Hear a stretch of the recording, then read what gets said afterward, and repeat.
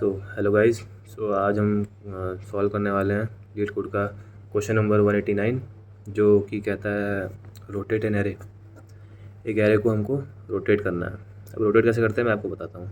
ये आपको example array दिख रही है जिसमें 10, 20, 30, 40 और 50 ये सब इसके एलिमेंट्स हैं ऑन द इंडेक्सेस 0, 1, 2, 3, 4 रिस्पेक्टिवली। अब यहाँ पे हम एक के पैरामीटर पास करते हैं। के क्या है? जितने आपको एलिमेंट शिफ्ट करने हैं, कितने बाई कितने हम आपको एलिमेंट शिफ्ट करने हैं। के इज इक्वल टू 2, यानी कि 2 ब्लॉक से हमको एलिमेंट शिफ्ट करने हैं। 2 ब्लॉक से अगर एलिमेंट शिफ्ट होंगे तो देखो, जो 10 है वो 30 की जगह चले जाएगा, जो 20 है वो 40 की जगह चले जाएगा, जो 30 है 50 की जगह चले जाएगा, जो 40 है वो फर्स्ट इंडेक्स में आ जाएगा, और जो 50 है सेकंड इंडेक्स में आ जाएगा। तो इसे कहते हैं रोटेट द एरे। इसमें क्या होता है, हमारा साइज़ जो है कांस्टेंट रहता है, साइज़ नहीं बदलता है। बदलते हैं तो सिर्फ ओरिएंटेशन बदलती है कि कहाँ से कहाँ जा रहा है, कहाँ से कहाँ जा रहा है। इसके बेसिकली अप्रोच तो बहुत सारे हो सकते हैं, लेकिन ईजिएस्ट जो अप्रोच है 2 हैं मेरे पास। एक मैं आपको भी बताऊंगा और एक साथ साथ में बताऊंगा। वो बहुत ईजी अप्रोच है, सबसे बेस्ट अप्रोच भी वही वही कहलाता है। सबसे कम टाइम कॉम्प्लेक्सिटी उसकी होती है। तो पहले जो बेसिक अप्रोच है वो जो हम सोच पा रहे हैं वो लगाते हैं। तो मान लीजिए हमारे पास सेम एरे लेता हूँ मैं, फिर से लिखता हूँ 10, 20, 30, 40 एंड 50। ये हमारे पास एरे हो गया, ठीक है। अब हमें इसको 2 जो है ब्लॉक से शिफ्ट करना है आगे को, हर एक एलिमेंट को। तो k इज इक्वल टू 2 है। तो मैं क्या नोटिस कर पा रहा हूँ, सबसे पहले तो एलिमेंट शिफ्ट करके देख लेते हैं एक बार। तो क्या 30 यहाँ 50 की जगह पे आ जाएगा? आ जाएगा। 20 40 की जगह पे आ जाएगा, बिल्कुल सही। और जो 10 है वो 30 की जगह पे आ जाएगा, ठीक। लेकिन अब मैं यहाँ पे क्या देख पा रहा हूँ, भले ही लास्ट वाले एलिमेंट में देखो 30, 40, 50 की जगह क्या आ गए 10, 20, 30, लेकिन 40 और 50 कहाँ गए? 40 और 50 तो ओवरराइट हो गए, लेकिन हमको 40 और 50 तो चाहिए, क्योंकि देखो यहाँ पे 40 और 50 हमको पहले में डालने हैं। तो अगर 40 और 50 ओवरराइट हो जा रहे हैं, लेकिन मुझे फर्दर ऑपरेशंस के लिए चाहिए, तो मैं इसको एक टेम्प वेरिएबल मतलब एक एरे बनाऊंगा, एक टेम्प एरे बनाऊंगा, उसमें स्टोर कर लूँगा, ठीक है। तो ये मेरे पास स्टोर हो जाएंगे एक टेम्प वेरिएबल के अंदर। और एक सॉर्टिंग का शिफ्टिंग का लॉजिक लगाऊंगा मैं, जिससे 10, 20, 30 दो स्पेस आगे चले जाएंगे। इसमें हमने एक केस ले रखा है कि के इज इक्वल टू 2। वैसे हमें के लिए करना है, मतलब कितने भी आप सामने वाला हमको दे सकता है, ठीक है। तो इतनी चीज़ हो गई। अब इसको कोड लिखते हैं। देखिए, सबसे पहले तो for int I is equal to, अब देखो हमें कहाँ के एलिमेंट्स कॉपी करना है बेसिकली। ये जो आपको एरे दिख रहा है इसका साइज़ कितना है? 5 है साइज़, है ना। और के कितना है? 2 कितना है? 2 है, के 2 है, ठीक। देखो साइज़ 5 है, के 2 है। और हमें एलिमेंट्स जो ओवरराइट हो रहे हैं वो कौन से एलिमेंट्स हैं, हमें वो देखने हैं। वो एलिमेंट्स कौन से इंडेक्स पे हैं? 3 इंडेक्स पे हैं और 4 इंडेक्स पे हैं, ठीक। अब एक और एरे लेता हूँ मैं, 1, 2, 3, 4, 1, 2, 3, 4, 5 ले लिया मान लेते हैं, ठीक है। अब इसमें 10, 20, 30, 40, 50, 60 ले लिया। इसका साइज़ कितना है? इसका साइज़ 6 है, ठीक है। अब मान लेते हैं कि यहाँ पे मैंने 3 डाल दिया, ठीक है। तो के 3 डाल दिया मतलब कैसे होगा, 30 यहाँ चले जाएगा 60 की जगह, 20 यहाँ चले जाएगा 50 की जगह, 10 यहाँ चले जाएगा 40 की जगह, ठीक है। तो ओवरराइट कौन कौन से हो रहे हैं? 40, 50, 60। और स्टार्टिंग कहाँ से हो रही है ओवर राइटिंग की, मतलब पहला एलिमेंट कौन सा है जो ओवर राइट हो रहा है, क्योंकि हमें पता है लास्ट एलिमेंट तो आखिरी होगा, लेकिन कहाँ से शुरू हो रही है ओवर राइटिंग वो देखते हैं। यहाँ पे 3 पे हो रही है ओवर राइटिंग, ठीक है। अब देखो मैं 2 कंडीशन ले ली। क्यों मैं ये कंडीशन ले रहा हूँ? ताकि आपको रिलेट करा सकूँ, एक फॉर्मूला बना सकूँ कि जहाँ से जो एलिमेंट्स ओवर राइट हो रहे हैं वहाँ से कैसे मैं उनको कॉपी कर लूँ एक टेम्प नाम के वेक्टर में, ठीक। अब कैसे होगा ये देखिए, N6 K3, तो ओवरराइट जो एरे है वो कहाँ शुरू हो रहा है? 3 से। तो n माइनस क्या कर लूँ यहाँ। अब देखते हैं ये फॉर्मूला, देखिए मैंने फॉर्मूला अभी बनाया है यहाँ पे, लेकिन ये वैलिड है कि नहीं है इसके चेक करने के लिए मैं दूसरी कंडीशन ली ऊपर, जो ये वाली कंडीशन है, इसमें चेक करते हैं। इसमें क्या हो रहा है, स्टार्टिंग इंडेक्स क्या हो रहा है ओवर राइटिंग का? 3 है, n क्या है? 5, और k क्या है? 2। n माइनस के क्या होता है? 5/2, 5 माइनस 2 दैट इज़ 3। बैठ गया, तो ये फॉर्मूला बन गया। तो मैं इतना समझ गया कि मुझे n माइनस के से लेके साइज़, जो भी आपका एरे का साइज़ है वहाँ साइज़ तक का एक एरे बनाना है। सबसे पहले तो वेक्टर बना सकते हैं, एरे बना सकते हैं, कोई भी कर सकते हैं। वेक्टर में एक वो नहीं रहता ना कि वेक्टर डायनेमिक एरे हो जाता है, तो सही रहता है वो बार। तो एक टेम्प नाम का मैंने वेक्टर बनाया, और मैंने टेम्प में पुश बैक कर दिया क्या? ARRI, ठीक। अब लीड कोड पे कर रहे हो तो ARR देता नहीं है, वो नम्स देता है, लेकिन मुझे एज अ वो है ARR से ही लगाव ज़्यादा, तो मैंने यहाँ पे ARR लिया। तो यहाँ से हमने क्या करा, यहाँ से हमने टेम्प नाम का एक वेक्टर बनाया और टेम्प नाम के वेक्टर में ARRI डाल दिया, मतलब एलिमेंट्स डाल दिए जो ओवरराइट हो जाएंगे, ठीक। अब क्या करना है, ओवरराइट का लॉजिक लिख चुका हूँ मैं, अब मुझे लिखना है शिफ्टिंग का लॉजिक।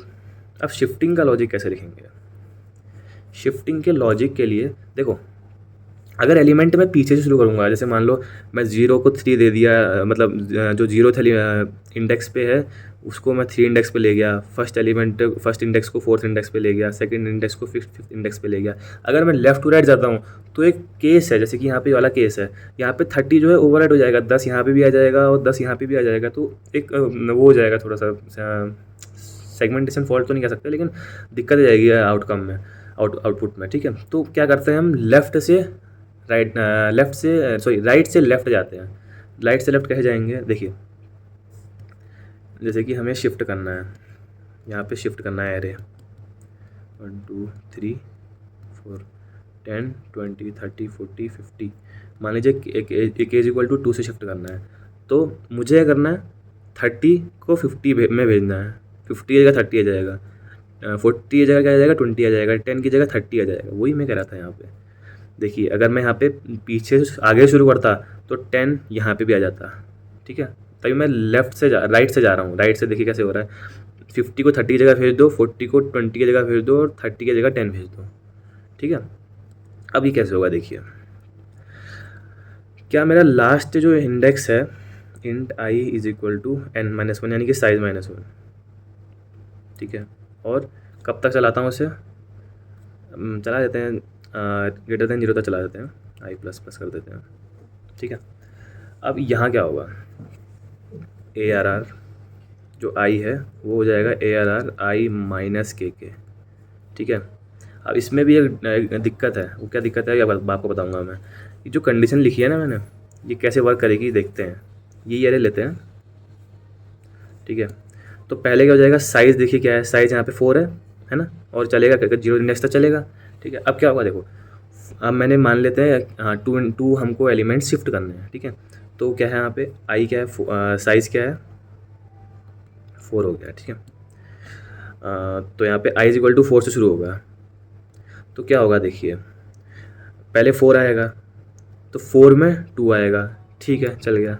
फिर 3 में क्या आएगा, 3 - 2 1 आएगा, ठीक है, 3 में 1 आएगा। फिर 2 वाले में 0 आएगा, लेकिन 1 वाले पे -1 आएगा, -1 को इंडेक्स थोड़ी होता है, तो उसके लिए हमें कंडीशन यहाँ पे ऐड करनी पड़ती है कि if i - k is greater than equal to 0। अब चल जाएगा, बस ये 0 जो 2 इंडेक्स है वहाँ पे 0 वाला करेगा, फिर वहाँ से बाहर निकल जाएगा। तो ये हमने लिख दिया शिफ्टिंग का लॉजिक। तो हमने क्या चीज़ कर ली, हमने एक टेम्प वेक्टर बनाया, टेम्प वेक्टर में हमने वो एलिमेंट्स लिखे जो ओवरराइट हो सकते हैं, ठीक है, ओवरराइट हो सकते हैं। फिर हमने दूसरा एक लॉजिक लिखा, दूसरे लूप में हमने क्या किया, जो हमारे जो एलिमेंट्स हैं उनको शिफ्ट करा, शिफ्टिंग का लॉजिक लिखा बेसिकली। अब जो थर्ड है उसको कंबाइन कर लेते हैं दोनों को। अब देखिए, जो भी एलिमेंट्स शिफ्ट हुए हैं वो तो शिफ्ट हो गए, लेकिन जो स्टार्टिंग के जो इंडेक्स हैं, जो थोड़े तो खाली रहे होंगे ना, जो हमने शिफ्ट करे आगे, उनके इंडेक्स तो वहीं पे तो खाली हैं, तो वहाँ हमें क्या भरना है, वहाँ हमें टेम्प भरना है। अब टेम्प कैसे भरेंगे, कहाँ से कहाँ तक भरेंगे, देखो हमें शिफ्टिंग कहाँ तक करनी थी, 2 एलिमेंट से करनी थी ना, तो स्टार्टिंग के 2 एलिमेंट्स ही खाली होंगे, है ना। तो हमें यहाँ पे int i is equal to 0 से i less than k i++ तक जाएंगे, और क्या कहेंगे कि जो हमारा ARR है i, उसमें टेम्प का i डाल दो, ठीक है, टेम्प का i डाल दो। अभी वर्क कैसे करेगा एक बार आपको मैं दिखा देता हूँ। 2 3 4 10 20 30 40 50। अब क्या हो रहा है देखो, हमने क्या कर दिया, हमने यहाँ तक का जब पहुँचे, हमने क्या क्या कर दिया था, हमने जब यहाँ पे k इज इक्वल टू 2 है, तो यहाँ पे 10 20 30, जो यहाँ पे 30 20 और 10 है वो यहाँ पे आ गए होंगे, है ना, ये 3 है, यहाँ पे 10 20 और 30 आ गए होंगे, 40 50 रह गए होंगे। 40 50 किस कहाँ है, टेम्प में, जो ये वाले 40 50 हैं ये हो गए टेम्प में आ गए, ठीक है। अब मैं क्या कह रहा हूँ, ये 40 50 कहाँ डालने हैं मेरे को, यहाँ तो डालने हैं 0 और 1 इंडेक्स पे, और मेरा के क्या था 2, तो ये लॉजिक वर्क कर रहा है। 0 से लेके के तक जा रहा हूँ तो 0 से लेके 1 तक जाऊँगा ना, 2 तो जाऊँगा नहीं, क्योंकि यहाँ पे लेस देन है, इक्वल टू नहीं है।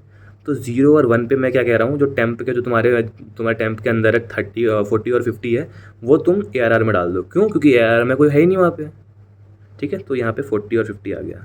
तो इस हिसाब से, इसी तरीके से हमारा जो है इसका लॉजिक बन चुका है। एक बहुत ही सिंपल लॉजिक बताता हूँ आपको मैं इसके अलावा भी। एक बहुत सिंपल लॉजिक है, आप बोलेंगे कि क्या क्या कैसे हो गया, ठीक है। तो ये एक वेक्टर लेते हैं 10 20 30 40 50 0 1 2 3 4, ठीक है। ये लॉजिक बहुत मैंने भी पहली बार सुना था इसको, क्योंकि ऐसे लॉजिक ऑब्वियसली दिमाग में नहीं आ पाते ऐसे लॉजिक, तो थोड़ा इनके ऊपर थिंक करना पड़ता है। तो एक काम करो, ये जो वेक्टर है इसको रिवर्स कर दो, ठीक है। रिवर्स करा 0 1 2 3 4 बन गया एक। रिवर्स कर लो 50 40 30 20 और 10। के क्या था 2 एलिमेंट शिफ्ट करना है ना। तो एक काम करो, स्टार्टिंग के 2 एलिमेंट्स को रिवर्स कर दो और बचे हुए एलिमेंट्स को रिवर्स कर दो, करके देखो। 40 50 रिवर्स हो गए, 10 20 30। क्या यही आंसर था? क्या यही मुझे चाहिए था? यही चाहिए था मेरे को। तो ऐसे भी कर सकते हैं। ऐसे तो बहुत 3-4 लाइन का कोड बनेगा बस आपका। STL के फंक्शन यूज़ कर सकते हैं आप, इसमें रिवर्स का फंक्शन यूज़ कर सकते हैं। रिवर्स का फंक्शन यूज़ होगा और उसमें कुछ और यूज़ नहीं होगा, बस जो चीज़ बदलेगी वो उसका इंडेक्सिंग में बदलेगी कि आपको कहाँ से कहाँ तक आपको रिवर्स करना है। तो ये इसका एक सॉल्यूशन था, ठीक है। अब बढ़ते हैं कोडिंग विंडो की तरफ, कोड करते हैं इसको, चलिए। तो गाइज़ हम इसका कोड करने वाले हैं, ठीक है। इसका कोड ज़्यादा मुश्किल नहीं होने वाला है, क्योंकि अगर आप लॉजिक समझ गए तो कोड करना कोई बड़ी बात नहीं है, ठीक है। तो सबसे पहले ओवर रिटन एलिमेंट्स के लिए हम एक वेक्टर बनाएंगे जिसका नाम हमने रख दिया टेम्प, ठीक है। अब एक इंट एन साइज़ ले लेते हैं, क्योंकि हमें ज़रूरत पड़ सकती है साइज़ की। नम्स डॉट साइज़ करके हमने एक साइज़ ले लिया।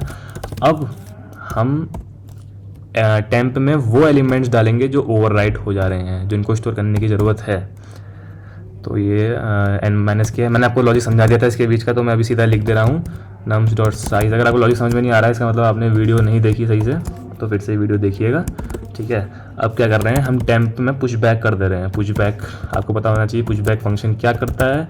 अगर आप चाहें तो मैं जो है C++ HTL की वीडियो ला सकता हूं, अगर कमेंट्स में आप चाहें तो कमेंट में लिख सकते हैं। C++ की HTL की वीडियो आ जाएगी, उसमें मैं आपको जस्ट उतना बताऊंगा जितना आपको पता होना चाहिए, कुछ एक्स्ट्रा उसमें नहीं बताऊंगा, क्योंकि फंक्शन तो ढेर सारे हैं HTL में, ठीक, लेकिन पता सिर्फ कुछ ही होने चाहिए वो करने में। सब पता करने का कोई फ़ायदा नहीं है खास, ठीक है।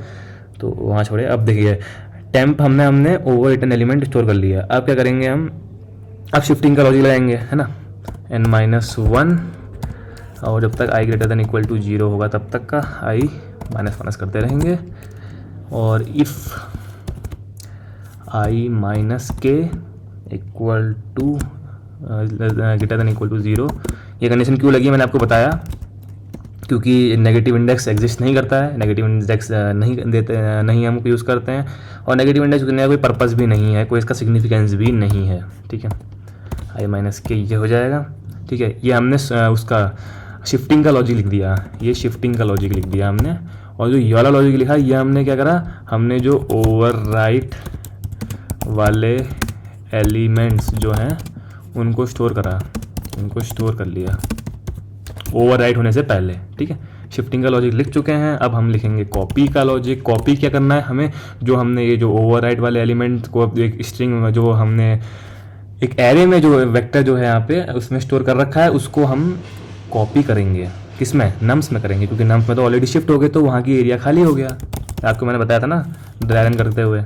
तो i = 0, i <, यहाँ पे क्या हो जाएगा, क्योंकि हमें k तक ही खाली जगह मिलेगी नम्स में। उसके बाद तो क्योंकि जो पहले के एलिमेंट्स हैं वो आगे निकल चुके होंगे, और यहाँ पे जाएगा नम्स i = temp i। हाँ लिख दिया। चलो अब इसको रन करके देखते हैं। इसमें एक ये क्या हो गया, चलिए ये आ गया। अब इसको करते हैं रन।